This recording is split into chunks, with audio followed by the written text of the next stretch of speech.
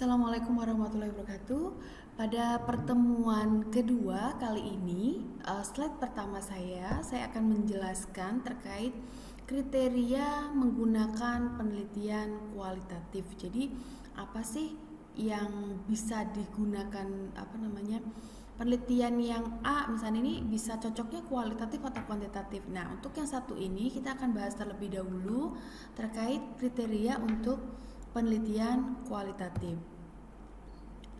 Nah, menurut Creswell ya kualitatif method itu biasanya dia terdiri dari datanya itu adalah berbentuk teks, berbentuk gambar ya, memiliki langkah yang unik ketika analisisnya, dan dia itu akan menggambar dan menyediakan sebuah desain atau menyajikan sebuah desain seperti itu. Kalau menurut Bugi, itu penelitian kualitatif itu adalah penelitian yang melibatkan analisis dari data atau informasi yang deskriptifkan ya. Deskriptif itu dideskripsikan ya secara natural, tidak dalam bentuk kuantitatif ya, atau kuantitatif itu dalam bentuk angka-angka seperti itu. Sedangkan menurut Sigmund, Badbincar, dan Griffin, kualitatif business research itu adalah suatu teknik ya yang bertujuan atau yang mengizinkan peneliti untuk menghasilkan sebuah interpretasi terkait fenomena tanpa mempertimbangkan pengukuran numerikal. Jadi fokus pada penemuan dari makna di dalamnya dan pengetahuan baru seperti itu. Jadi berdasarkan tiga tadi, penelitian kualitatif pada umumnya lebih bertujuan untuk memahami pengalaman, sikap, dan pendapat seseorang atau sekelompok orang. Misalkan Anda ingin meneliti terkait kira-kira di seti mikrosma itu hal-hal yang menjadi hal-hal yang menjadi permasalahan terkait pelayanan akademik tuh apa aja ya gitu. Nah, itu kan research questions kita. Nah, belum ada faktor, belum ada indikator. Maka Anda melakukan secara natural nanya ke mahasiswa satu per prodi, dikumpulkan datanya sampai ketemu yang tidak berbeda-beda. Misalkan contohnya mahasiswa A bilang, oh karena e-learningnya, mahasiswa B e-learning lagi, e-learning, sampai misalnya 10 kali itu bicara udah e-learning, itu berarti sampai titik jenuh. Udah dari situ nanti Anda buat naratif ya, kan dari dari wawancara itu dibuat ke teks ya, ditranslate ke teks, lalu dikodingkan seperti itu. Nah, ini adalah penelitian kualitatif, dia tidak berbentuk angka-angka atau dinilai berdasarkan angka-angka seperti itu. Kemudian yang selanjutnya adalah perbedaan antara penelitian kualitatif dan kuantitatif. Nah, metode kuantitatif berakar pada paradigma tradisional positivistik, eksperimental, atau empirik yang berkembang dari tradisi pemikiran empiris Comte, Mill Durkheim, Newton, dan John Locke. Jadi kemarin Anda sudah ada ketika belajar terkait paradigma kan ada positivistik ya, terus kemudian ada juga Anda belajar tentang ontologi, kemudian Anda belajar tentang epistemologi. Nah, ini paradigma itu juga. Nah, jadi dia itu kuantitatif itu berakar pada positivistik. Jadi dia hanya berasumsi bahwa sesuatu itu harus diangkakan, harus terlihat, harus terhitung seperti itu, dan harus ada pengujiannya gitu. Gaya metode penelitian ini biasanya mengukur fakta objektif melalui konsep yang diturunkan pada variabel-variabel dan dijabarkan pada indikator aspek reliabilitas. Jadi kalau kuantitatif itu pasti diturunkan dari sebuah konsep, ada sebuah konsepnya. Jadi kita tuh hanya menguji seperti itu. Itu untuk kuantitatif. Sedangkan kalau kualitatif itu dipengaruhi paradigma naturalistik, interpretatif, Weberian. Nah, perspektifnya post-positivistik. kelompok kritis, serta postmodernisme. Nah, ini seperti yang dikembangkan oleh Baudrillard, Lyotard, dan Derrida. Nah, gaya penelitian kualitatif ini biasanya berusaha mengkonstruksi suatu realitas dan memahami maknanya, sehingga penelitian kualitatif biasanya bias, ya, sangat memperhatikan biasanya sangat memperhatikan proses dan peristiwa dan otentisitas. Jadi gini, kalau penelitian kualitatif itu biasanya kita pengen tahu maknanya, realitasnya bagaimana. Anda tahu kan, namanya realitas itu ada sesuatu yang disentuh oleh si peneliti itu, yang dirasakan oleh panca indera si peneliti itu. Jadi itu peneliti kualitatif. Kalau kuantitatif kan tidak, Anda cukup sebar-sebar kuesioner gitu kan, udah tahu datanya langsung dirata-rata. Tapi kalau kualitatif tidak, Anda perlu merasakan apa benar gitu kan, Anda bertanya seperti itu. Nah, itu untuk perbedaan penelitian kualitatif dan kuantitatif. Metode kualitatif ini dilakukan apabila pertanyaan penelitiannya bersifat luas dan umum. Sedangkan metode kuantitatif itu lebih fokus dan sistematis. Dari segi metode kualitatif tidak terstruktur ya, sedangkan kuantitatif menggunakan metode yang lebih struktur. Jadi kalau biasanya kalau kuantitatif itu ada modelnya. Modelnya itu terdiri dari konsep, kemudian variabel-variabel, hubungan variabelnya seperti apa. Jadi dia sudah ada duluan. Jadi saya ingin mengukur kualitas layanan, udah langsung, oh teori kualitas layanan pakai ini, udah langsung. Tapi kalau kualitatif itu tidak, dia ini dulu, bertanya dulu gitu kan, bertanya dulu untuk membuat sebuah variabel-variabel kualitasnya itu apa saja, dia bertanya dulu, melakukan ini, lalu membuat sebuah konstruksi. Ibarat kata begini, kalau kita kualitatif lebih seperti kita kalau membangun sesuatu tuh dimulai dari apa, seperti itu. Jadi kita bukan berdasar pada sesuatu seperti itu. Jadi tidak struktur, sehingga kadang-kadang muncul yang berbeda dan aneh. Dan setiap fenomena itu berbeda-beda. Setiap fenomena ya pasti berbeda-beda. Satu orang satu dengan yang lain ditanya pasti beda-beda pendapat seperti itu.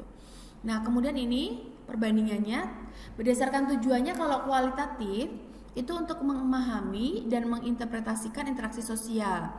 Pernyataan tujuan penelitian biasanya tidak terlalu spesifik. Sedangkan kuantitatif untuk tes hipotesis, melihat hubungan sebab akibat dan melakukan prediksi. Pertanyaan tujuan penelitian sangat spesifik. Jadi ini bedanya.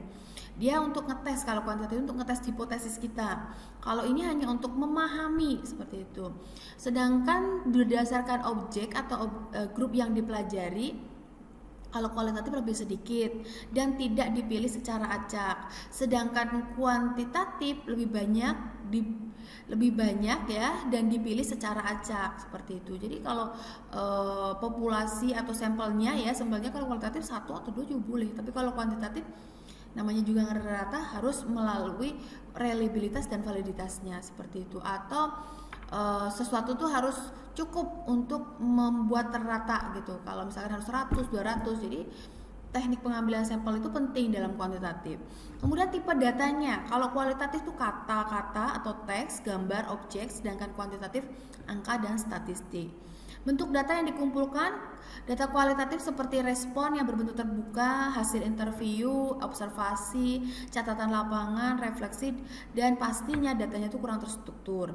Kalau kuantitatif itu data kuantitatif yang dihasilkan alat pengumpulan data yang tepat, valid, dan terstruktur. Berarti datanya itu angka-angka seperti itu.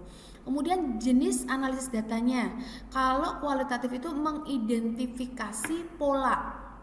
Nah, dia nanti akan mengcoding. Oh, di sini ketemu, misalkan dari narasumber A ketemu kata kunci, dikategorikan. Kata kuncinya apa? Dari narasumber B ketemu kata kunci apa? Nah, itu dipolakan. Jadi mengidentifikasi fitur, pola, tema. Sedangkan kuantitatif itu mengidentifikasi hubungan statistik seperti itu. Kemudian yang selanjutnya, desain sampel. Kalau kualitatif itu non probabilitas dan bersifat yang proporsif, sedangkan kuantitatif bersifatnya probabilitas. Jadi biasanya kalau kualitatif itu dia tidak terlihat totalnya, jumlah populasinya berapa gitu. Kalau kuantitatif pasti terlihat. Kalaupun kadang juga tidak terukur juga berapa banyaknya seperti itu. Ukuran sampel kualitatif kecil, kalau kuantitatif besar. Objektivitas dan subjektivitas. Kalau kualitatif diharapkan adanya subjektivitas. Nah, kalau kuantitatif objektivitas sangat penting. Kalau subjektivitas itu kan kita melihat dari sisi kita gitu. Kalau objektif ya rata gitu. Nah, kualitatif kalau peran penelitinya, peneliti kemungkinan besar diketahui dan memiliki bias pengaruh terhadap peserta penelitian. Dan karakteristik peserta kemungkinan diketahui peneliti. Sedangkan kuantitatif, peneliti kemungkinan besar tidak diketahui dan tidak memiliki pengaruh terhadap peserta peneliti, dan karakteristik peserta kemungkinan tidak diketahui peneliti. Jadi kalau kualitatif itu kena bias karena yang meneliti itu si penelitinya langsung datang, sehingga ya peneliti kemungkinan kadang ada perasaan. Nah, itu yang membuat penelitiannya buruk ya. Perasaan tuh masuk pada kepenelitiannya, seharusnya kan tidak boleh. Kalau kuantitatif dia itu tidak tahu karakteristik dari si peserta penelitian tadi. Karena apa? Anda menyebar gak tahu siapa dia yang ngisi gitu. Tapi kalau kualitatif kita tahu karena ketemu langsung, kemudian ngerekam datanya, pasti ketemu langsung. Jadi ada sesuatu perasaan atau empati dari diri si peneliti itu masuk kepada penelitiannya. Tapi kalau kuantitatif gak akan seperti itu. Kemudian hasilnya, temuan yang spesifik dan khusus yang kurang dapat digeneralisasikan. Nah iya, karena kadang-kadang ya narasumbernya beda-beda, yaitu kadang kategorinya beda-beda, sehingga kalau kita mau mengenerate fenomena di sekolah 1 dengan sekolah 2 itu tidak bisa seperti itu. Nah kalau kuantitatif ini temuannya kemungkinan dapat digeneralisasi sehingga dapat diaplikasikan terhadap populasi seperti itu. Kemudian metode saintifiknya eksploratory dari bawah ke atas, yaitu penelitian membuat suatu hipotesis baru atau mengusulkan model penelitian baru, model penelitian yang dimodifikasi dari yang dikumpulkan. Jadi dia ada hipotesis baru, jadi muncullah sebuah hipotesis atau muncullah sebuah hubungan. Kalau yang kuantitatif konfirmatori, dia dari atas ke bawah. Jadi peneliti melakukan tes hipotesis, sudah ada variabelnya dulu dari sebuah teori, kemudian dia uji benar tidak, emang ada hubungan atau tidak, seperti itu. Misalkan contohnya begini, bahwa kualitas sebuah website itu dipengaruhi oleh informasi data yang akurat.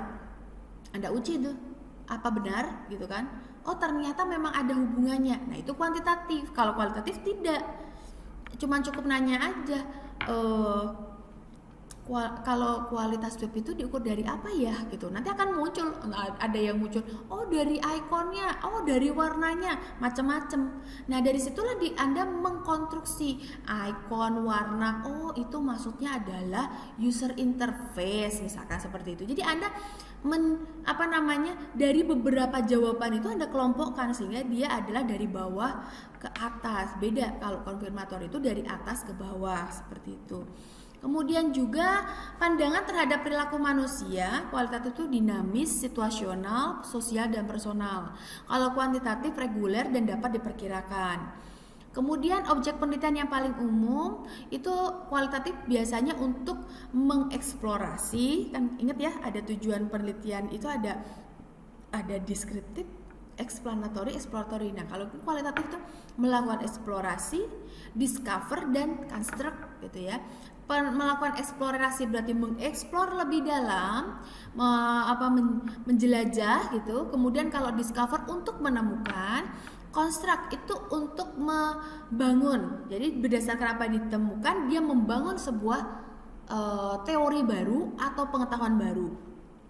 Sedangkan kuantitatif itu untuk menggambarkan, menjelaskan, dan memperkirakan seperti itu. Jadi kalau Anda ingin menggambarkan pakai kuantitatif, ingin menjelaskan pakai kuantitatif. Kalau ingin memperkirakan ya pakai kuantitatif. Tapi kalau Anda ingin membentuk sesuatu yang baru ya pakai kualitatif seperti itu. Fokusnya kalau kualitatif itu memiliki fokus bahasan yang lebih luas, menelaah inti dari suatu fenomena. Sedangkan kuantitatif memiliki fokus bahasan yang lebih sempit, menguji suatu hipotesis yang spesifik. Itu bedanya. Jadi kalau kita kalau kualitatif itu fokusnya bisa luas banget, bisa kemana-mana, tapi kalau kuantitatif itu ya ditetapkan dari teori itu aja yang dipakai.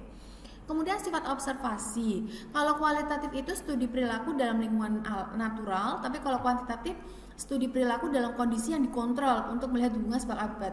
Ya iya jelas dikontrol sekali itu karena terkait observasinya ya. Kemudian sifat realitas, kalau kualitatif itu multiple realitas dan subjektif. Kalau kuantitatif itu realitasnya tunggal dan objektif. Laporan akhir, kalau kualitatif itu bersifat naratif dengan deskripsi kontekstual dan kutipan langsung dari si peserta peneliti. Jadi kalau kualitatif itu harus menyajikan kata atau kalimat dari tanggapan dari narasumber yang menyatakan itu, seperti itu. Sedangkan kuantitatif laporannya bersifat statistik dengan kolerasi.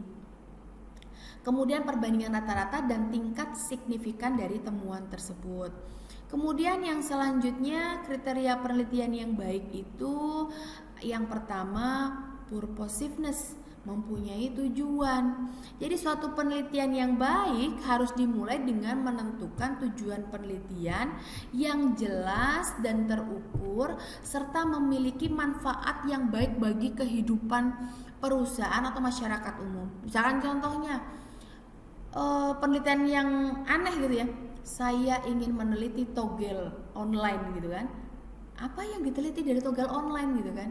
Tujuan kemanfaatannya apa itu ditanyakan. Tapi kalau misalkan memang togel online Anda ingin mengetahui gitu ya, saya nanti pengen bagaimana mencegah seseorang untuk bermain togel online gitu kan.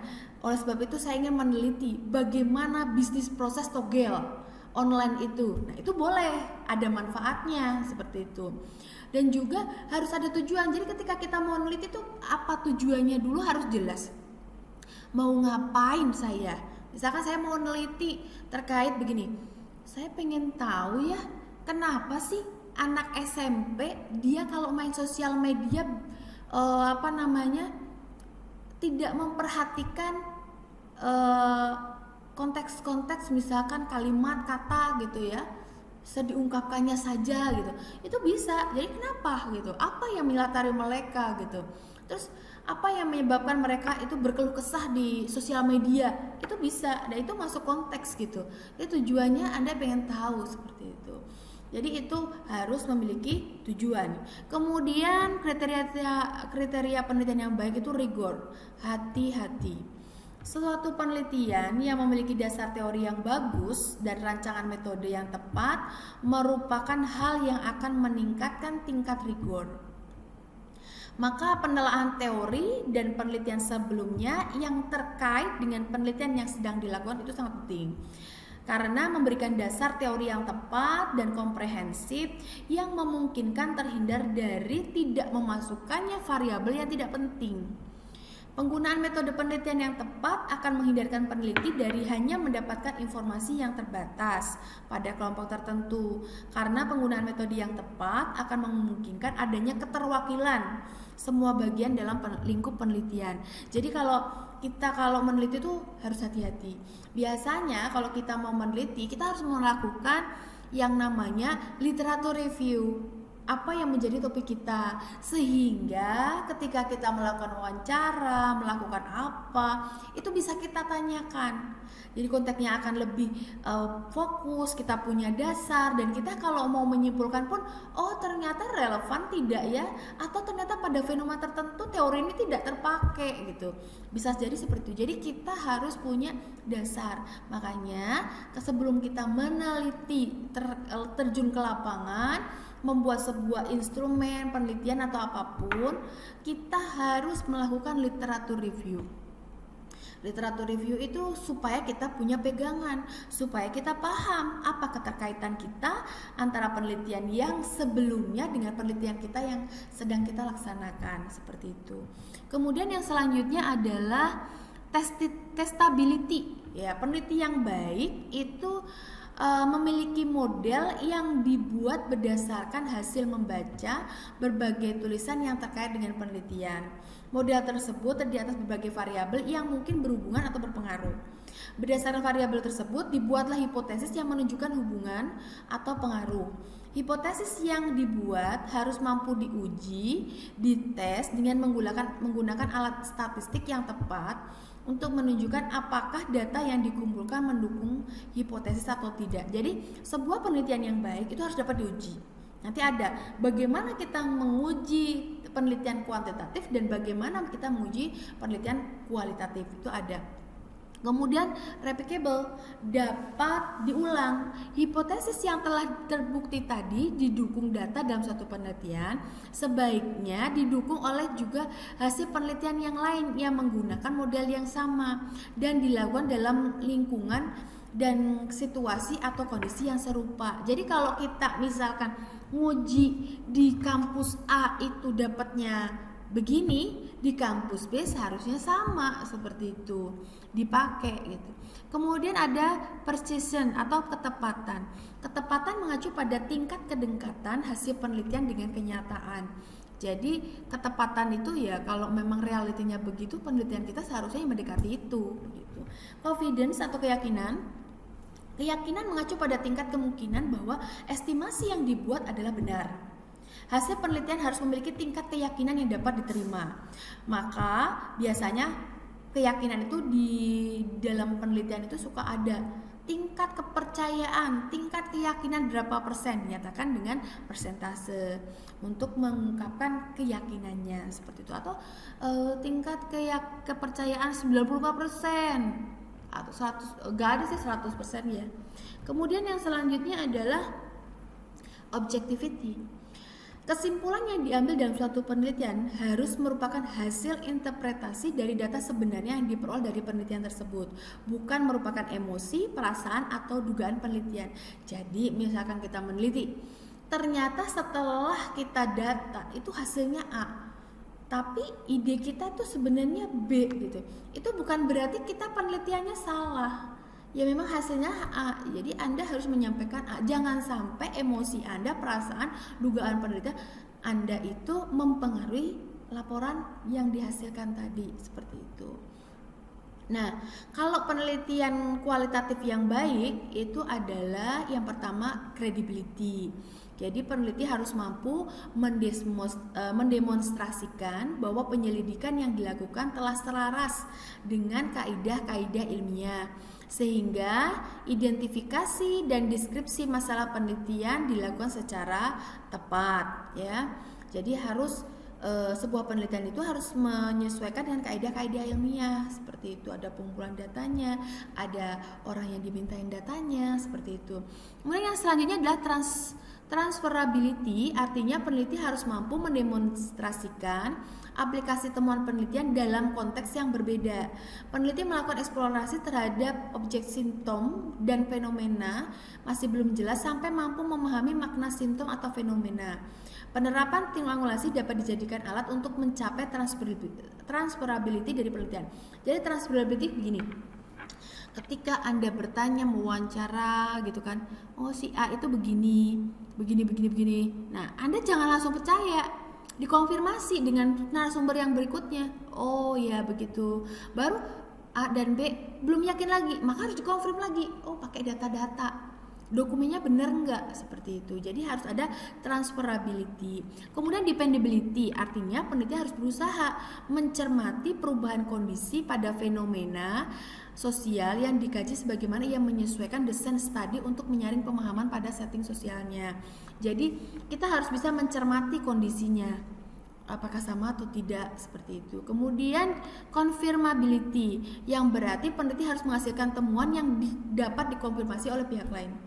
Jadi ketika kita sudah selesai menyimpulkan narasi dan sebagainya, itu harus ditanyakan lagi, dikonfirmasi, benar ini maksudnya gitu. Kalau dia tanda tangan benar, berarti ya benar, seperti tadi kita confirm, seperti itu.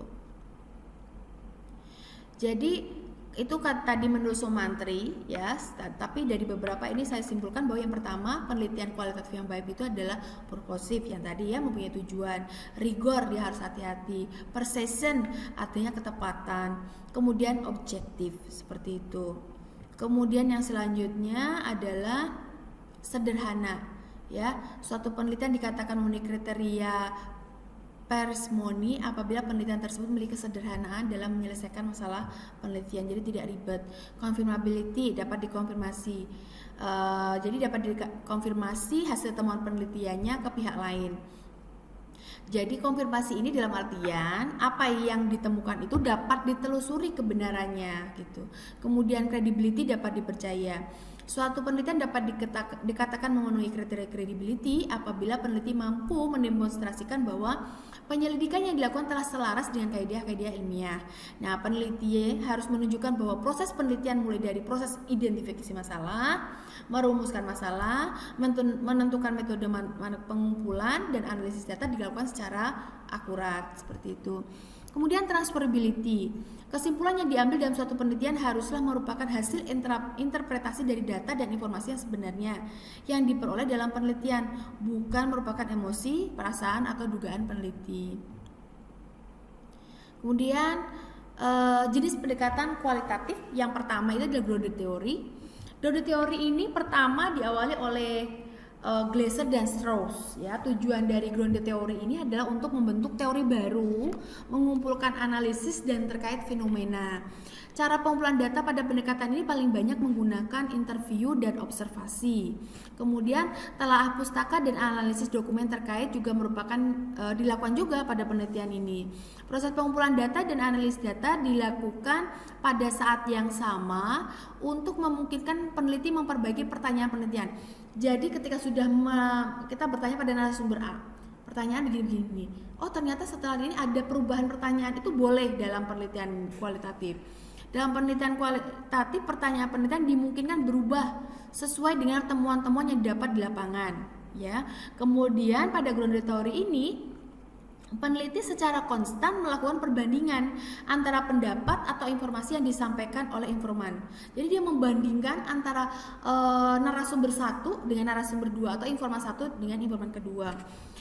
Pada grounded theory sebenarnya peneliti tidak memulai dengan membaca literatur yang terkait dengan apa yang mau diteliti. Mereka tidak memiliki pemikiran tentang variabel, model, atau teori yang terkait dengan isu yang diteliti. Mereka benar-benar memasuki wilayah penelitian dengan mengandalkan kemampuan menggali, memahami, dan menganalisis data yang disampaikan informan atau muncul di lapangan. Jadi dia tidak seperti kuantitatif. Kuantitatif kan harus ada variabel XY, X-nya berapa, X1, X2, X3 gitu kan. Tapi kalau kualitatif itu tidak, dia langsung ya walaupun dia baca-baca dulu tapi langsung bertanya secara tidak terstruktur biasanya, dan wawancaranya pun terbuka seperti itu.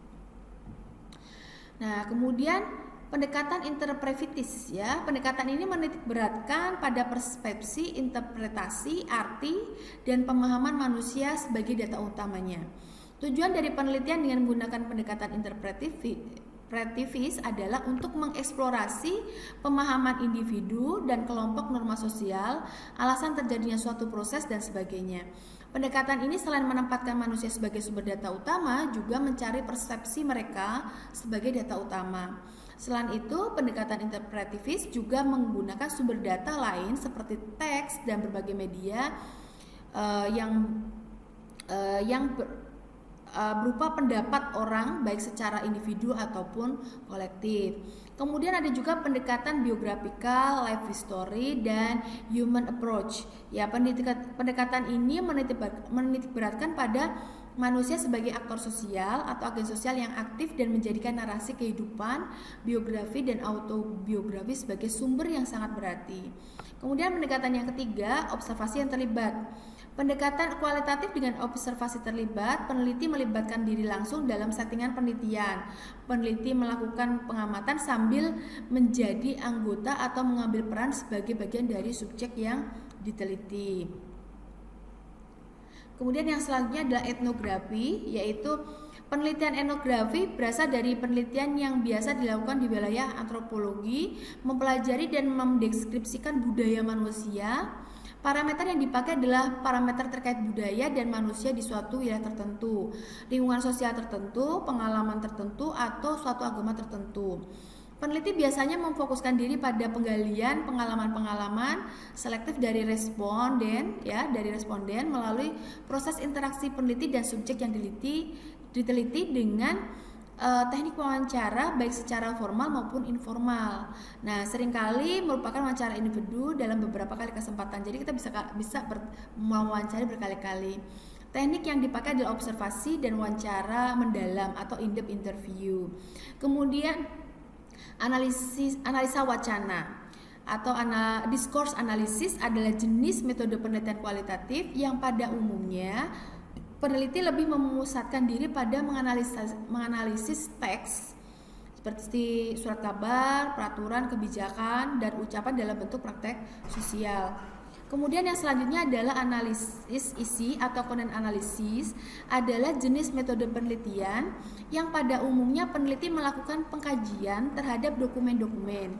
Pada penelitian konten analisis konvensional, peneliti melakukan perhitungan frekuensi atau kemunculan kata-kata, frase, atau tema tertentu.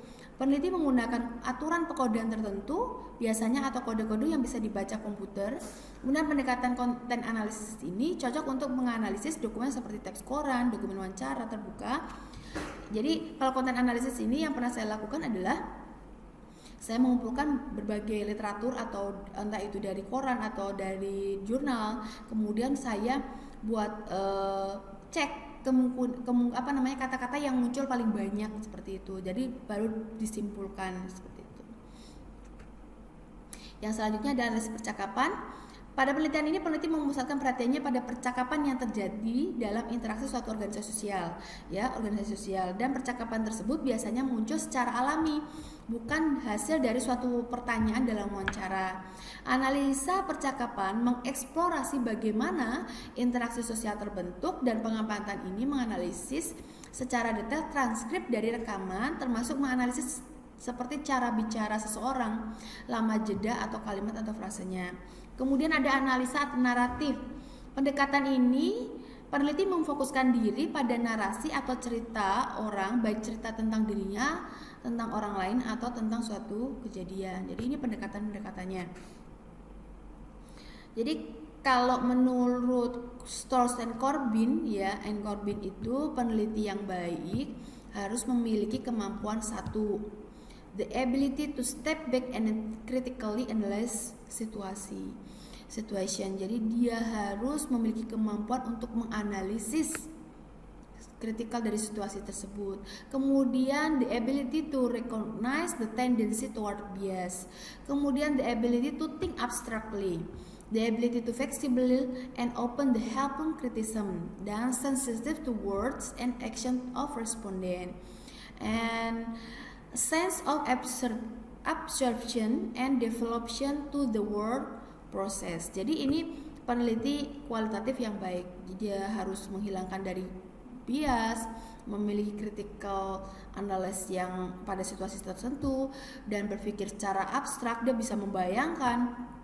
Kemudian dia harus bisa fleksibel, terbuka terhadap kritik yang membantu. Kemudian dia harus sensitif terhadap kata atau action dari si responden, dan dia harus bisa mengabsorpsi dan mengembangkan proses kerja seperti itu. Itu peneliti kualitatif yang baik.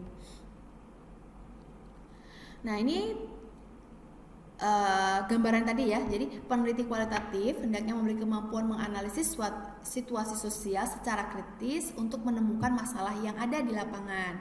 Nah, peneliti harus mampu menghindarkan bias antara apa yang memang ditemukan dengan apa yang ada dalam pikiran pribadinya. Jangan sampai apa yang di lapangan dipersepsi berbeda karena tercampur dengan pendapat dan pengalaman pribadi. Ini disebut dengan bias ya. Karena fenomena yang dihadapi bukan merupakan isu atau fenomena sosial, bukan fenomena natural, maka peneliti hendaknya dapat berpikir dengan isu dan informasi yang abstrak. Sebagai peneliti hendaknya terbuka terhadap pendapat orang lain, bahkan terhadap kritik yang dilontarkan oleh orang lain. Selalu melihat segi positif dari setiap kritikan yang dilontarkan orang lain terhadap penelitian yang dilakukan. Peneliti juga harus memiliki daya sensitivitas dan reseptif terhadap kata-kata, kalimat, perilaku dari objek penelitian dan informan, sehingga peneliti memahami apa yang tersirat dan tersurat dari para informan dan objek penelitian. Peneliti harus mampu memahami dan membedakan atau membandingkan informasi yang ada di lapangan, apakah informasi tersebut sama atau sesuatu yang berbeda dengan yang lain. Peneliti juga harus mampu mengungkapkan kembali apa yang diperoleh di lapangan dan mengkonfirmasikannya kepada informan sebelum melakukan analisis dan sintesis untuk mengambil kesimpulan penelitian. Konfirmasi tersebut sebaiknya dilakukan secara langsung saat pengambilan data dilakukan. Karena kalau di lawan waktu, biasanya informan itu memiliki waktu yang terbatas. Kesimpulan penelitian kualitatif yang tepat ditentukan oleh ketepatan metode yang dipakai, baik selama proses pemahaman situasi sosial, saat pengambilan dan analisis serta sintesis data informasi, seperti itu. Terima kasih. Semoga Anda dapat memahami kriteria dari penelitian kualitatif ini. Anda dapat sehingga Anda bisa merencanakan nanti untuk membuat sebuah penelitian kualitatif itu harus seperti apa dan harus bagaimana Anda ketika Anda meneliti menggunakan penelitian kualitatif seperti itu.